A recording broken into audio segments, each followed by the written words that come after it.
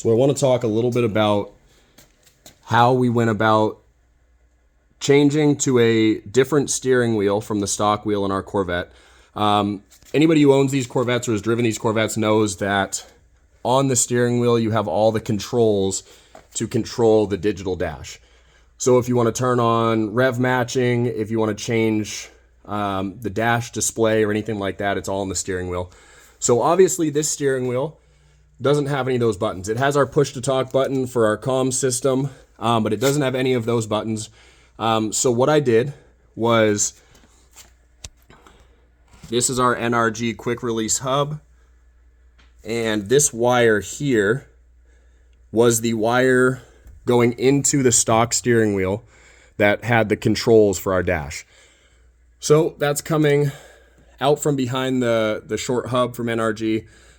This is just Gorilla Tape because it matches the color of the steering column, so you can't really see it unless you're looking for it. So I have it going here, going down the side. Again, it's taped so it matches, so it blends in. And then here is the connector for the steering wheel controls. So I have it zip tied with some sticky backs, 2 of them. So this is somewhat loose, but held right here out of the way of your knee so you don't hit it getting in or out of the car. And then what I do is the buttons that were on the steering wheel here that control the dash, and then the paddle that turns on and off the rev match. Right, I have here with the connector.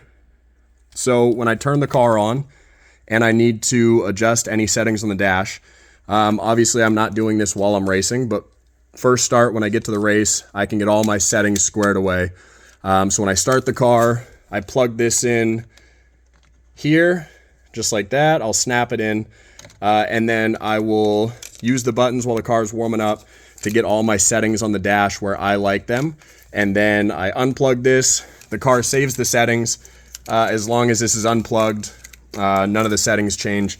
And I just put this in the door pocket here. So sort of interesting way to do it, but I still get all the controls that I need to here. I don't, like I said, I don't change any settings while I'm racing.